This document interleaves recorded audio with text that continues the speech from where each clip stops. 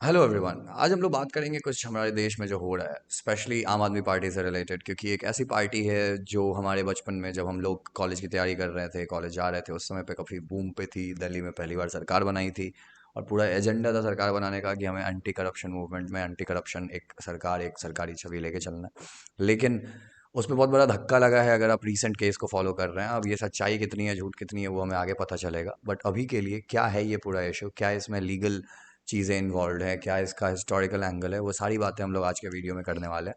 मैं कुमार अभिनव, मेरे साथ है नीरज सर, और हम दोनों इसके डिटेल को जानने की कोशिश करेंगे। और करते हैं सबसे पहले एक बेसिक आइडिया से। सर, ये कहाँ से शुरू हुआ, क्या है? लाइसेंस जो दिया है सरब में, उसमें बोला जा रहा है कि उसमें ढेर सारा इरेगुलरिटीज है। और वो कहा जा रहा है कि उसमें करप्शन हुआ है। ठीक। और करप्शन इस लेवल पे हुआ है कि जैसे सरकारी ठेका था उसे प्राइवेट कर दिया गया है, फिर ऐसे लोगों को लाइसेंस दिया गया है जिनके पास कोई एक्सपीरियंस नहीं था। फिर ये है कि जैसे एमआरपी वगैरह था कि एमआरपी वगैरह फिक्स होता है, कितने से कम में आप नहीं बेच सकते हैं। लेकिन ये हुआ कि एमआरपी भी जिन्होंने रिटेल में बेचा उन्होंने अपने हिसाब से मैनिपुलेट किया है। ठीक। और ये तीन चार उस पे मतलब एक्यूजिशन है। दूसरा है उन पे और एक्यूजिशन ये है कि उन ये कहा जा रहा है कि उन्होंने जो उनके अगेंस्ट जो प्रूफ था उनको भी उन्होंने नष्ट किया है। ठीक। हाँ। ठीक। ये तो हो गया एक बेसिक आइडिया आपको। अगर आपको पता नहीं है तो मैं आपको बताऊं, दिल्ली की सरकार, आम आदमी पार्टी की सरकार, अरविंद केजरीवाल, उनके मिनिस्टर मनीष सिसोदिया और दूसरे minister Satyendra 17 Jain. Minister 17 minister है उनके टोटल। पास 17 टोटल पोर्टफोलियो 17 है। पोर्टफोलियो, बट इसके जो दो मेन मिनिस्टर है उनके बारे में हमें आज बात करनी है। तो सत्येंद्र जैन को 6-7 महीने से ऑलरेडी जेल में है। वो किसी ईडी उनकी इन्वेस्टिगेशन कर रही है, मनी लॉन्ड्रिंग का मामला है। एंड वो हेल्थ मिनिस्टर थे। एंड मनीष सिसोदिया जी, इनकी मिनिस्ट्री क्या थी सर? होम मिनिस्ट्री थी। तो पीडब्ल्यूडी, मतलब ये मेन मिनिस्टर हो गया आपको अरविंद केजरी के बाद। एजुकेशन। हाँ, बहुत सारी इंपॉर्टेंट 17 पोर्टफोलियोज इनके मिनिस्ट्री। पास थी। और इनके खिलाफ ऐसे एक्यूजेशन आना, इससे क्या मतलब निकलता है? तो सबसे पहले तो क्या है एक्यूजेशन, हम इसको समझने की कोशिश करते हैं और इसको मैं सिंपली आपको सामने बताऊंगा 3 लॉ के जरिए। पहला है आपका द दिल्ली एक्साइज एक्ट, दूसरा दिल्ली एक्साइज रूल, ये 2009-2010 का, ये दोनों है। और इसी के अंडर में फिक्सेशन था, फिक्स किया गया था ऑलरेडी कि कैसे दिल्ली में सर आपका ठेका मिलेगा, क्या उसका लाइसेंस होगा, क्या चार्जेस होंगे, सब कुछ। अब जब से ये सरकार आई, इन्होंने, इन पे एलिगेशन क्या है कि इन्होंने वही लाइसेंस, वही एक्ट को मैनिपुलेट करके, रूल्स को मैनिपुलेट करके लाइसेंस ऐसे लोगों को दिया जो एक्चुअली में डिजर्व नहीं करते थे, जो एलिजिबिलिटी नहीं फुलफिल करते थे। और वही लाइसेंस देने के पीछे रीज़न क्या हो सकता है? तो उसका एक्यूजेशन है सीबीआई का, जो अथॉरिटीज़ है उनका, कि इन्होंने घूस करप्शन लिए। किया है, घूस लिया है, ब्राइबरी लेके इन्होंने लाइसेंस दिया। अब क्या इसका सच्चाई है झूठ है, ये हम लोग नहीं जानते अभी, ये सब कुछ अभी एक्यूजेशन है। एक्विजिशन है। हर कुछ अभी मामला जो वो है क्या है पता इन्वेस्टिगेशन के अंदर चलेगा, है। उसका 5-7 साल बाद ही पता चलेगा। लेकिन एक जो इम्पॉर्टेंट इसमें कंसिडरेशन है वो है द दिल्ली एक्साइज रिपोर्ट जो आया 2021 में, और जिसने ये सारी चीज़ों का खुलासा किया है, जिसके बाद ईडी और सीबीआई ये सारे कुछ जो है अपने एक्शन में आए हैं और ये लगे। अब जो प्राइमरी एक कंटेंशन है जो आम आदमी पार्टी की तरफ से दिया रहा आर्ग्यूमेंट इसके अगेंस्ट, वो क्या है सर, बताएंगे? वो एक ही है कि मतलब सरकार हमारे अगेंस्ट सीबीआई का मिसयूज कर रही है, ईडी का मिसयूज कर रही है। जो मतलब जैसे होता है ना, आप बता रहे थे ना कि ईवीएम, अगर आप हार गए तो बोल दिए ईवीएम हैक हो गया। ये एक एक कॉमन ट्रेंड है, आप देखते होंगे हमारे देश में पॉलिटिक्स ऐसे ही चलता है। और क्योंकि ये हारती ये हर पार्टी बोल चुके हैं। जैसे 2009 में देखिएगा तो भारतीय जनता पार्टी हारी थी, लाल कृष्ण और यहाँ आडवाणी काफ़ी थे। एक रेलेवेंट पॉइंट है। फिर लाल यूट्यूब। कृष्ण आडवाणी थे, लाल कृष्ण आडवाणी बोले ईवीएम हैक हो गया, खत्म। तो ये ऐसा नहीं कि बस कांग्रेस वाले ही करते नहीं, हैं। वो जो भी हारते, हारना केवल है, आपको अगला इल्जाम वहीं पे लगाना। क्योंकि खुद आप, बहुत हिम्मत चाहिए आई आपको। थिंक इसको आप बहुत तरह से देख सकते हो। जैसे collegium system, no doubt transparent नहीं है, लेकिन दिक्कत तब होती है जब उसमें कोई ऐसा जज जाता है जो सरकार के खिलाफ स्टैंड लिया है या सरकार उसको नहीं बहुत ज़्यादा पसंद करती है। ऐसे कोई दिक्कत नहीं है सरकार को। ऐसे कलेजियम सिस्टम सरकार को भी पसंद आता है, लेकिन जब जब उनको लगता है कि ओके हम पे नकेल कसा जा रहा है, अचानक से सरकार को एनजेएसी और ऐसी सारी चीज़ें याद आती हैं। अचानक से सरकार को लगने लगता है कि हमारे देश का जो ट्रांसपेरेंसी है जुडिशरी का, वो कम होता जा रहा है। यही चीज़ इसराइल में हो रहा है अभी रियल टाइम में। इसराइल में उनकी सरकार ने सरकार जुडिशरी और को सुप्रीम कोर्ट भयानक और कर्टेल भयानक। कर दिया, जुडिशरी के पावर को इतना कर्टेल कर दिया कि अब जुडिशरी के पास ऑप्शन ही नहीं है सरकार के किसी लॉ को रिव्यू करने का, ये सारा काम करने का। जुडिशरी में जो अपॉइंटमेंट होगा उन सब में सरकार ये ने जैसे अपना हम आदमी लोगों के डाल टाइम दिया में नहीं हुआ था कि मतलब हमारा जो पहला एमिनमेंट था कि हम कुछ नहीं किए, शेड्यूल 9 ले आए कि चलो अब सुप्रीम कोर्ट जो है तुम दूर रहो इससे। और जब हम लोग मतलब 1970 के आसपास, जब इंदिरा गांधी पीक पे थी, तो जब भी उनको लगता था कि इस पे सुप्रीम कोर्ट कुछ कर सकता है तो उसको 9th शेड्यूल में डाल देती थी, चलो अब दूर रहो इससे। और यही नहीं, उन्होंने तो खैर बहुत बड़ा, उस पर हम लोग पूरा एक वीडियो कर सकते हैं। आज का वीडियो हमारा मनीष सिसोदिया पे, तो उस पर रहते हैं थोड़ा लिमिटेड। तो अब हुआ ये सारा मसला हुआ। अब क्या हुआ है, तो अब दिल्ली में नया पॉलिसी आया है। एक्साइज का। और एक्साइज क्या होता है पहले आप जान लो। तो एक्साइज पॉलिसी है, जैसे दिल्ली का हर स्टेट का अपना अपना एक्साइज पॉलिसी है, जिसका मतलब हुआ कि जैसे भी स्टेट में लिकर कंटेंट कैसे उसको कंज्यूम किया जाएगा, कैसे सेल किया जाएगा, कौन सेल करेंगे, एक्सपोर्ट इंपोर्ट, उन सारी चीज़ों का पोजेशन कंजम्पशन सब कुछ को रेगुलेट करने वाला जो एक्ट है उसको कहते हैं एक्साइज एक्ट। अब दिल्ली का एक्साइज एक्ट 2009 और 10 वाला तो आपने सुन ही लिया, 2009 का एक्ट है, 10 में उस पर रूल आया। अभी उसको रिफ्रेम किया गया, 2021 में एक नया एक्साइज पॉलिसी लाया गया नवंबर में, लास्ट ईयर। और उसमें गवर्नमेंट का एक्शन क्या था, तो गवर्नमेंट ने अब अपने हाथ के कंट्रोल साफ खत्म कर दिया है सरकारी ठेकों पे। मतलब सरकारी ठेका अब गवर्नमेंट का नहीं रहेगा, अब सारा ठेका जो है बस प्राइवेट हैंड्स में रहेगा। ये भी एक कॉज ऑफ कंसर्न उठाया, क्योंकि इस हिसाब से सरकार को पैसा जो रेवेन्यू होता है ऐसे इशू से आना चाहिए ज़्यादा, लेकिन रियलिटी है कुछ रिपोर्ट बताती है। बहुत मतलब लगभग कहा जा रहा है कि लगभग 400 करोड़ के आसपास कम आए रेवेन्यू, जबकि सरकार शराब का जो बिक्री है ये भयानक बढ़ा है दिल्ली में। ठीक, उसके बाद जितने भी मतलब इसके लाइसेंसिंग, पीछे तो रीजन भी होगा, आई थिंक कोरोना बहुत बड़ा एक फैक्टर होगा। कोरोना के टाइम में भी देखिएगा ना कि हर कुछ बंद था और शराब खुल गया था दिल्ली में। ठीक, और ऐसे भी लोग लॉकडाउन में थे, जहाँ पे अब जैसे बिहार है, यहाँ पे लेकर बैन है, तो यहाँ पे आपको ऐसा कुछ है था ही नहीं। बट फॉर एग्जांपल दिल्ली में, अब दिल्ली में क्योंकि बैन नहीं था और वहाँ लोग घर में बैन थे, तो उनके पास सबसे जो बेस्ट काम था वो था कि जब तक वर्क फ्रॉम होम होता है करो, और उसके बाद फिर हाँ मतलब आपको मनीष सिसोदिया, अब अभी क्या हुआ, तो अब मनीष सिसोदिया ने पहले तो बोला कि भाई हम मॉडल ग्राउंड्स पे ग्राउंड पे रिजाइन कर रहे रिजाइन हैं। कर रहे हैं। ठीक, क्या है सर इसका पूरा कहानी बता देखिए दीजिए रिजाइन का। मोरल ग्राउंड पे न, जैसे पहले से सतन जैन जेल में थे ही लगभग 5-6 महीने से। अब जैसे ये गए हैं तो इनको 5 दिन के लिए डाला है कस्टडी में, तो इन्होंने मोरल ग्राउंड पे कल ही रिजाइन दे दिया है कि हम लोग जब तक हम प्रूफ नहीं होते हैं नॉट गिल्टी तब तक के लिए रिजाइन दे रहे हैं। अब इंडिया का जो पीपल रिप्रेजेंटेशन एक्ट है उसमें ऐसा कुछ है नहीं कि जैसे ही आपके खिलाफ कोई क्राइम का केस हुआ आप रिजाइन, ऐसे हमारे यहाँ जितने भी एमपी ऑलमोस्ट सबको रिजाइन देना पड़ जाए, क्योंकि सबके खिलाफ कोई ना कोई क्रिमिनल केस जो है लॉज हो रखा है। लेकिन इन्होंने मॉरल ग्राउंड्स पे दे दिया कि अब हमारा जब इन्वेस्टिगेशन चल रहा है, अरेस्ट हो गया, कस्टडी मिल गई है पुलिस को, तो हम उतने दिन जो है ऑफिस से बाहर रहेंगे। अब उसके बिना काम तो हो ही सकता है, सेक्रेटरीज होते हैं वो लोग और काम कर। एक और भी कारण था इनके रिजाइन देने का। जैसे देखिएगा कि सत्येंद्र जैन जिनके मिनिस्टर थे, ठीक है, उनका मतलब अपना पोर्टफोलियो जो हटा लिए थे विदाउट, मतलब वो जो जेल में गए तो उनका पोर्टफोलियो इनको दे दिया गया था मनीष सिसोदिया को। ठीक है, लेकिन वो विदाउट पोर्टफोलियो मिनिस्टर थे, कैबिनेट मिनिस्टर।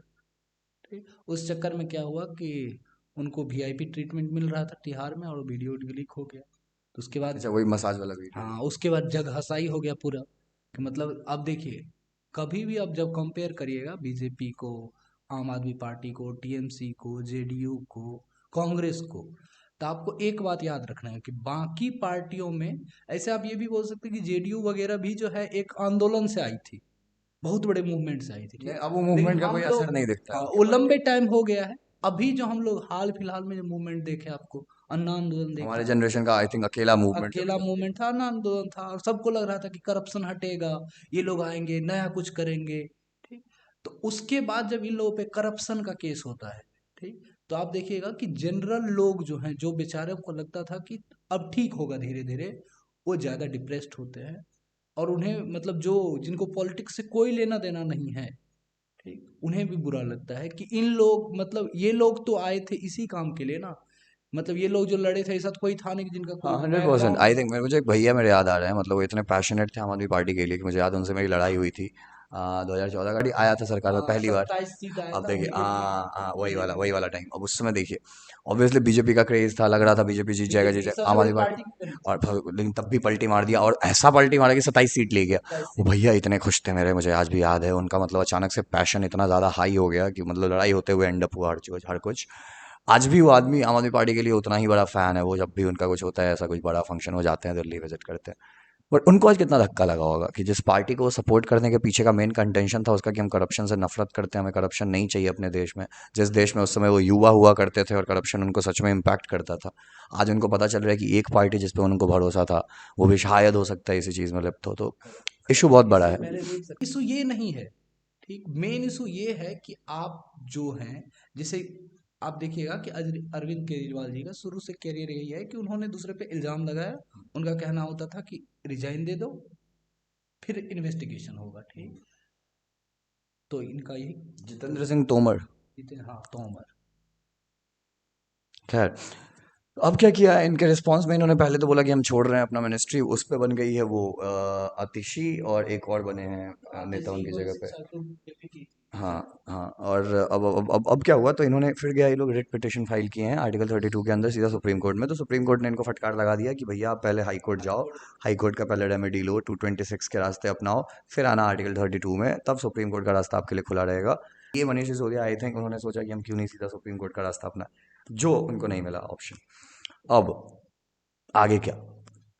आगे अभी देखिएगा तो सबसे पहले तो जैसे अभी जो जाएंगे, तो सबसे पहले जहाँ तक सीबीआई की बात है, तो कहा जा रहा है कि इनके पास लगभग इन्होंने जितने दिन में ये काम हुआ है, और ये कहा जा रहा है कि जिस दिन से सीबीआई पूछताछ की थी उन्होंने उस दिन भी इन्होंने ढेर सारा मोबाइल चेंज किया है। ठीक। उसके बाद कहा जा रहा है लगभग 100 के आसपास, 170 के आसपास, एग्जैक्ट याद नहीं आ रहा है फिगर, इन्होंने मोबाइल तोड़ा है, जिसका लगभग प्राइस 1.6 करोड़ के आसपास है। मतलब एक मोबाइल लगभग महंगा मोबाइल टूट रहा था। 1 लाख का। ओ माय गॉड, मतलब आईफोन तोड़ रहे थे ये लोग। गरीबों को दान कर देते भाई। Oh my God, oh my God. अब हमारे यंगस्टर जनता जो है ज़्यादा नफरत करेगी इस क्राइम आईफोन से, तोड़ने के। कि उनको लगेगा भाई हम लोग थे, हमें दे अब देती। उसमें 17 जो है वो मिल गया है। और ये है, कहा जा रहा है उस सीबीआई की तरफ से कि मतलब उनका जो एविडेंस वगैरह है वो तो हटा दिया गया है, लेकिन हमको जहाँ तक लगता है कि फोरेंसिक तो निकाल ही लेगा। अच्छा, एक इशू जो इन्होंने उठाया वो है कि हमारा सेल्फ इनकार्सरेशन का जो राइट है, अगेंस्ट सेल्फ इनकार्सरेशन, वो भी हमारा वायलेट किया जा रहा है। बात सही है, आर्टिकल 20 हर एक अक्यूज को इंडिया में 3 राइट देता है। राइट अगेंस्ट सेल्फ इनकार्सरेशन है, डबल जियो पार्टी है, एक्स पोस्ट फैक्टो लॉ है, रेट्रोस्पेक्टिव एप्लीकेशन नहीं होगा क्रिमिनल लॉ का। अगर आप लॉ से वाकिफ है, आप इन तीनों चीज़ों को समझ जाएंगे। नहीं समझे, मैं आपको ब्रीफली समझा सकता हूँ मातृभाषा। मातृभाषा में।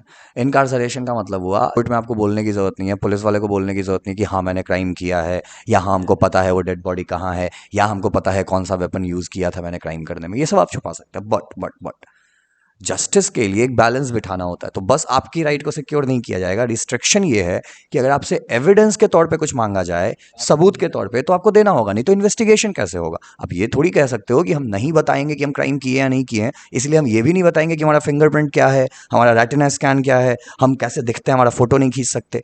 That will never happen. So police will be allowed to do these things. पहली चीज तो ये हो गई। दूसरा है डबल जियो पार्टी, जिसका मतलब है कि एक आदमी को एक क्राइम का एक ही बार पनिशमेंट मिलेगा। डबल पनिशमेंट का कोई गुंजाइश नहीं है किसी भी क्राइम के अंडर। अब अगर 2 क्राइम किया है तो 2 क्राइम का 2 पनिशमेंट डेफिनेटली होगा, लेकिन एक क्राइम के लिए once he has suffered the punishment, he won't be punished twice. And retrospective application का जो बार है अच्छे से अप्लाई नहीं कि किया। लॉ आज बना अगर, तो उस लॉ का एप्लीकेशन प्रोस्पेक्टिव होगा, फ्यूचर में होगा।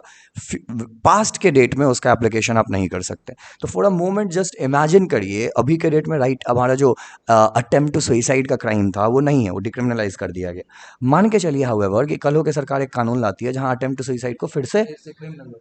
लेकिन हम आज ही सुइसाइड कमिट किए लॉ आने से पहले पहले, अब हमको उस लॉ में पनिश नहीं नहीं किया। किया जाएगा। अब मनीष सिसोदिया जी का कहना है कि उनसे जो राइट अगेंस्ट सेल्फ इनकार्सरेशन है, उस राइट का वायलेशन किया जा रहा है, क्योंकि उनसे सबूत मांगा जा रहा है, उन पे प्रेशर बनाया जा रहा है अपनी उनको बोला जा रहा है कि तुम जुर्म को कबूलने का। लेकिन उसका रिस्पॉन्स ये होगा कि एविडेंस के तौर पे वो आपसे आपका मोबाइल, आपका लैपटॉप, आपका नहीं नहीं, अकाउंट, अरेस्ट करने से हर पहले सीबीआई चीज, भी यही बोल रही है। हर इन्वेस्टिगेशन के। नहीं नहीं, कि आप उनको अरेस्ट इसीलिए किया गया है, कहा जा रहा है कि उन्होंने कॉपरेट ही नहीं कर रहे थे। मतलब जिस दिन वो गए हैं, वो अच्छे खासे टाइम तक उनको फिर से इंटरोगेशन हो रहा था, और उसके बाद सीबीआई का कहना था अरेस्ट करने से पहले कि मतलब इनसे जब पूछ रहे हैं तो ये सपोर्ट नहीं कर रहे हैं। और ये तो सबसे खराब स्टैंड होता है अब इस, क्योंकि ये पॉलिटिकली भी मोटिवेटेड हो सकता है, कोई इसमें मतलब दो राय नहीं है, तो इसमें हम लोग कुछ कह नहीं सकते। बट एज एन अक्यूज, क्योंकि लॉ मेरा एरिया है, मैं लॉ किया हूँ, मैं एक लॉयर हूँ, तो मुझे इतना ज़रूर आइडिया है अभी तक जितना भी आपने पढ़ा है कि किसी भी अक्यूज का कोऑपरेट नहीं करना बहुत गलत तरीके से ट्रीट किया जाता है कोर्ट के द्वारा भी। कोर्ट के द्वारा। तो कोर्ट भी ये चीज़ें कोर्ट फिर नोटिस आपके करती है। अगेंस्ट जाएगी सीधा। कोर्ट भी, क्योंकि कोर्ट भी एक इंसान के ऊपर है, इंसान ही है वहां पे, और इंसान को ये कोर्ट, सब बायस हो और जाएगा। मेन चीज होता है ना कि कोर्ट का एक ही काम है, कोर्ट को लगता है कि ठीक है हुआ है, हुआ है तो जो भी इसका सही है वो जल्दी हो। तो आप मान लीजिए कुछ बोलेंगे ही नहीं, आप चुप रहे, तो कुछ उसके पास आएगा कोर्ट ही आपके नहीं। बदले में नेगेटिव इन्फ्लुएंस रखेगी, नहीं कोर्ट नहीं, बोलेगी कोर्ट पता चला कि आप गए, आप चुपचाप बैठे हुए 2 घंटा तक, उन्होंने मान लिया 10 सबूत दिया, आप उस पर काउंटर भी नहीं कर रहे, सही है गलत है, पता चला कोर्ट जीवन भर सुनवाई करते रह गए, उस पर कुछ डिसीजन ही नहीं हुआ, तो कोर्ट का टाइम भी तो किल होगा। कोर्ट थोड़ी चाहेगी मेरा टाइम बर्बाद हो। एकदम। और इस बारे में एक प्रिंसिपल भी है जो हम लोग शायद कभी आगे बात करेंगे, बट आपको एक आइडिया मिला होगा कि किन तरीके की बातें हम लोग इस वीडियो में और ऐसे ही डिस्कशन में आगे भी करने वाले हैं। ये तो हुई मनीष सिसोदिया की बात सर। आज एक दो और चीज़ें हैं जिस पर हम लोग टच अपॉन करना चाहेंगे। एक अभी मिलिंडा गेट्स फाउंडेशन वाली बात थी, है ना, और एक और था टॉपिक हमारा। जर्मनी जर्मनी के कानून के बारे में। तो जर्मनी में एक कानून आया है अभी रिसेंटली दोस्तों, जिसमें अगर आप अपने पहले से बच्चे को, पहले से ही है, लेकिन अभी उस कानून के अंदर एक इंडियन पकड़ा गया है, तो उसका नाम है रिया। रिया। अब वो माता अपनी बच्चे को हाथ से खाना खिला बच्ची रही का थी। नाम रिया है। अच्छा, बच्ची का नाम रिया, तो रिया की माँ उनको अपने हाथ से खाना खिला रही थी। और जर्मनी में ये लॉ है कि अगर आप बच्चे को हाथ से खाना खिलाते हो तो अनहाइजेनिक है, वो इलीगल है। बच्चे का कस्टडी आपसे छीना जा सकता है। वही हुआ उसकी माँ के साथ। लेकिन रिया को कस्टडी ले लिया उनकी अथॉरिटीज़ ने, जर्मन अथॉरिटीज़ ने। अब नीरज सर का इसमें सबसे बड़ा कंटेंशन जो है, बोन ऑफ कंटेंशन, वो ये है कि इंडिया के लोगों को आप अगर ये कहो कि अब तुम हाथ से खाना नहीं खाओ, तो इट्स लाइक सेइंग एक रशियन को कि तुम बियर मत पियो, तुम लिकर मत पियो, तुम अल्कोहल मत पियो, क्योंकि वो खराब चीज़ है। It's like their survival depends on that, so our survival depend on the fact कि हम कैसे चम्मच को फेंके, हाथ डाले, भात दाल हाथ से अपने मुंह में जाना चाहिए, तभी हमारा संतुष्टि मिलता है ना सर, सेटिस्फैक्शन उसी में। ये एक थ्योरी जिससे मैं बिलीव करता हूँ, जिसमें, लेकिन मैं साथ में कहूँगा कि कोई भी देश में हम जाते हैं, किसी भी जगह पे हम जाते हैं, हमारा फर्ज बनता है कि हम वहाँ की कानून को जानें। हमारा फर्ज बनता है। तो एक जर्मनी आज के डेट में बिहार में आया और उसने लेकर कंज्यूम कर लिया, ब्लैक मार्केट से लेके, कहीं से भी लेके, उसको भी पनिश करेंगी बिहार की सरकार, चाहे वो जर्मनी ही कहीं क्यों ना हो। देखिए सिमिलरली इंडियन को एक जिम्मेदारी थी कि जब वो गई Germany, she could have inquired कि वहाँ का कानून क्या कहता है। हमें लगता है ना कि इंक्वायरी तो हुआ ही होगा, ठीक। नहीं नहीं, उसको इंक्वायरी नहीं करना नहीं, था। उसने किया ही होगा, क्योंकि ऐसा तो है नहीं कि पहले ही दिन पकड़ा गई तो होगी। फिर वो ऐसा क्यों कर रही थी? देखिए होता ये है ना कि वहाँ पे आप जब किसी के अगेंस्ट ये बताते हैं कि ये ऐसा कर रहे हैं, ठीक, तो आपको कुछ ना कुछ मिलता है। अच्छा ठीक। हाँ। अब ये थोड़ा जो है फक्ड अप एरिया है आपको पूरे लॉ का, कि इसमें, इस कानून में, जर्मनी की गवर्नमेंट अथॉरिटी इंसेंटिवाइज करती है उन लोगों को जो जो अपने प्रोटेस्ट नेबर्स पे इंफॉर्मेशन, जो स्नेचिंग करती है, रैटिंग करते हैं बेसिकली अपने नेबर्स पे। तो अगर आप अपने नेबर के बारे में बता रहे हो कि वो अपने बच्चे के साथ चाइल्ड अब्यूज अरे कर तो रहा आप है। तो ऐसे ही, आप अगर दो चार इंडियन के अगल बगल रहिए और देते रहिए इन्फॉर्मेशन, अब हरदम कमाइए। अब देखो नया इसका, जॉब खोल अब दीजिए इसमें इंडिया आप में। बोलोगे कि सर दिक्कत क्या है, क्रिमिनल्स नहीं पकड़ाते, उसके पीछे का एक कारण है कि लोग नहीं बताते हैं पुलिस को, तो अच्छी बात है ना अगर जनता को इंसेंटिवाइज किया जा रहा है। देखिए दिक्कत है जो ह्यूमन राइट का वायलेशन उससे लीड कर सकता है, क्योंकि अगर आप देखें। आप देखिए ना, एक माँ को उसके बच्चे से अलग किया जा रहा है, ठीक। और आप देखिए अभी तक मतलब, अच्छा सर, व्हाट इफ वही माँ पकड़ी जाती बच्चे को पीटते हुए? नहीं नहीं, पीटना देखिए क्राइम है, ठीक। क्राइम है। क्यों पीटना क्राइम है? पीटना हमेशा से क्राइम है, कि मतलब physical physical emotional damage, damage. सब कुछ डैमेज है ना। ठीक। अब जर्मनी का लॉ कहता है कि हाथ से खाना खिलाने का मतलब है कि आप इन्फेक्शन डाल रहे हो बच्चे के अंदर, आप बच्चे के साथ अब्यूज कर रहे देखिए तो ये हमेशा आपको देखना पड़ेगा डिग्री कितना है क्राइम हो। करने डेफिनेटली, की। तो ऐसा थोड़ी हो गया कि उसको फांसी की सजा मिल गई नहीं होगी। तो फांसी नहीं तो, आप मान लीजिए अपने बच्चे को अभी वो, अभी थोड़े दिन मतलब एक या दो दिन पहले की बात हो रहा है, वो अभी जंतर मंतर पे उनकी मम्मी और पापा और बहुत सारे लोग उनके लिए सपोर्ट में स्ट्राइक कर रहे हैं, ठीक। इसीलिए ट्रेंड भी हुआ है बाइकआउट जर्मनी, ठीक है। भयानक ट्रेंड हो रहा है, मतलब कल या परसों का बात है, रात को भयानक ट्रेंड हो रहा था बाइकआउट जर्मनी, उसी कारण, क्योंकि वो लोग जंतर मंतर पे हैं। ऐसे रेगुलर इश्यूज होते रहते हैं। एक और इशू मुझे याद आ रहा है सिमिलरली, जहाँ पे पेरेंट्स के राइट को काफ़ी ट्रैम्पल किया है बाहर की कोर्ट ने, जहाँ पे मुझे याद है, I don't remember correctly, Sweden और स्विट्जरलैंड किसी एक कंट्री में, जहाँ एक बच्चे का जिंदगी रिकवरी के बियॉन्ड था, मतलब उसको कोई लाइफ थ्रेटनिंग डिजीज हो रखी है, और वो बच्चा ने पिटिशन डाला कि हमको मरने दिया, जब बच्चा 12 साल का है। उसके पेरेंट्स ना करा करके मर गए हैं कि नहीं, हमके बच्चे को मत मारो, जब तक रहेगा हम उसको सपोर्ट करेंगे, हम उसको खा लेंगे, हम उसको पैसा देंगे, हम सब कुछ करेंगे, मारो मत उसको। बच्चे के प्ली को अलाउ किया कोर्ट ने और बच्चे को मरने दिया, पेरेंट्स का सुना नहीं गया। यही। ये एक थ्रेटनिंग चीज क्यों है दोस्तों? अगर एक आदमी का अपने बच्चों पे कंट्रोल नहीं है एक समाज में। अरे कंट्रोल ठीक नहीं है, नहीं नहीं नहीं नहीं, ठीक नहीं है sir, self sir sir sir sir, इस पे थोड़ा और डीप जाना होगा, आप समझिए। एक परिवार हाँ। का वैल्यूज अगर रहना है, एक परिवार को परिवार की तरह रहना है, तो वो तभी पॉसिबल है जब बाप अपने बच्चे को अपने तरीके से अपनी वैल्यूज दे सके, जब बाप के कंट्रोल में हो बच्चा। जब बच्चा बाप से ऊंची जबान में बात नहीं कर रहा है कि हमारे टीचर ये बोले हैं, कानून ये कहता है, उस घर का कानून उस बाप का हाथ में है तय करना। और वही बात अगर अब्यूज कर रहा है तो वो भी जायज नहीं है, लेकिन वो पॉलिसी वो देगा, वो बताएगा एथिक्स क्या है, वो बताएगा मोरालिटी क्या है, वो उसके हाथ में है।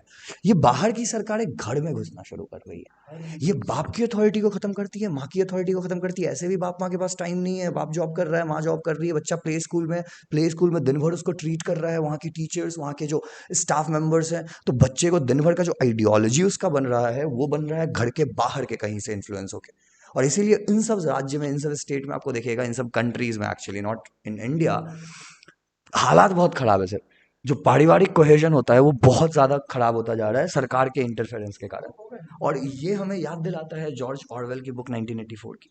ऑरवेलियन फिलॉसफी यही कहती है कि जब एक सरकार डिक्टेटोरियल होता है ना, जब एक सरकार टायरानिकल होता है, सबसे पहला जो काम करता है वो करता है डिवाइड एंड रूल का।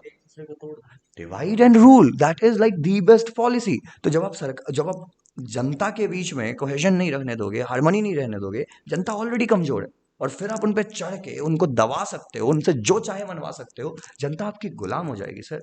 यही हुआ इटली में, यही हुआ जर्मनी में, यही हुआ स्टालिन के अंडर रशिया में, यही हो रहा है चाइना के अंडर, यही हो रहा है नॉर्थ कोरिया के अंडर। एग्जाम्पल्स बड़े पड़े हमारे पास। और ऐसे भी हमें लगता है कि मतलब इस टाइप, मतलब देखिए सबसे पहले western country humanities, human rights को लेके बहुत उठते हैं, ठीक, क्योंकि ऐसे वो लोग ह्यूमन राइट मानते नहीं वो है। अपना बर्डन समझते हैं ना, it's a whites man burden. अब तो सुने होंगे whites man privilege, whites man burden. तो जो अमेरिका की दिक्कत है, जो यूके की दिक्कत है, वो सबकी सबसे बड़ी बड़ी दिक्कत। दिक्कत है, और वो सबकी दिक्कत है। और जो सबसे बड़ी दिक्कत है वो उनकी खाक नहीं दिक्कत है, उनको घंटा फर्क नहीं पड़ता उस चीज़ से। तो ह्यूमन राइट को लेके बहुत ज़्यादा बोलते हैं ना ये लोग, ठीक। मेन इशू ये है कि ह्यूमन राइट को केवल ये लोग बर्बाद करते थे। और ऐसे भी हमको लगता है कि मतलब हायर लेवल पे उठना चाहिए, कि तुम अगर हमारे लोगों को ले जा रहे हो, हमारे लोग अभी देखिए ना, जर्मनी की कंपनी जो आई क्या बोल रही है, क्या ये हमारे यहाँ आके काम करिए, इंडियन को बोल के गई है, आईटी वाले को, ठीक, कह के ले तो जा रहा है। अब मान लीजिए कोई चला गया हम जैसा, उसके बाद वो क्या करेगा, हाथ से खाएगा, पता चला अरेस्ट हो गया, अगले दिन और नीरज सर ऐसे हैं कि वो चम्मच से खा नहीं सकता, खाएंगे नहीं। खाएंगे नहीं। मतलब मैं ऑन द अदर हैंड हाथ से खा नहीं पाता, मैं एक टाइम पे हाथ से खाता था, लेकिन मैं भी अब आई थिंक मैं ज़्यादा जर्मन हो रहा हूँ धीरे धीरे। हो सकता है मेरे में जर्मनी वाला जीन जाग रहा हो, but what ever that might be. अरे नहीं, ठीक है, अरे खाना चम्मच से खाइए, कुछ से भी खाइए, लेकिन इस चीज के लिए मतलब अलग कर देना, मतलब थोड़ा बहुत ही ज्यादा लगता है ह्यूमन राइट के ऐसा अगेंस्ट। ही ह्यूमन राइट के अगेंस्ट लगता होगा सर जब यूएस का आदमी बिहार आता होगा, क्या अल्कोहल बैन है, what the fuck, what the fuck. आया कब है भाई? भाई कोई ना कोई तो। अब मेरा ही कौन लास्ट, बोला? ना ना ऐसे नहीं है। लास्ट ईयर मेरे चार दोस्त, आप लोग यूट्यूब और फेसबुक पे चेक कर सकते हो, चार दरभंगा आए, चार विदेशी। मेरे मतलब मेरे फ्रेंड के फ्रेंड, हम लोग यहाँ पे बैठे थे, सब लोग यहीं आए थे, पटना ही विजिट करने आए थे। और उस वीडियो पे मिलियंस में व्यूज है, मतलब इतने लोग पागल हो गए देखने, और बिहार में विदेशी आया। वो लोग आए थे दरभंगा, एयरपोर्ट। एयरपोर्ट बनाया ना दरभंगा में, उसको वो आए थे बस एक्सप्लोर करने, हाँ। और उनका जो स्टेटमेंट रहा यहाँ आके कि भैया सब ठीक है, बियर दे दो, everything. बियर Can दे you दो। arrange some kind of like any kind of work, any kind of work, even the desi would work. नहीं भैया यहाँ कुछ नहीं है, you would get nothing from in here. If anything, you would get like the cheaper alternate options that are available. Was one thing. So yeah, so that is about it. Bill Gates and Melinda foundation के बारे में भी हम लोग बात कर सकते हैं 2 मिनट में अगर चाहें तो, बट आज लगता है नहीं करेंगे, अगली वीडियो में करेंगे। इस वीडियो के लिए इतना ही, अगले वीडियो में कुछ नए टॉपिक के साथ हम लोग फिर मिलेंगे। तब तक के लिए बाय जय बाय, हिंद। टाटा, जय हिंद। जय हिंद।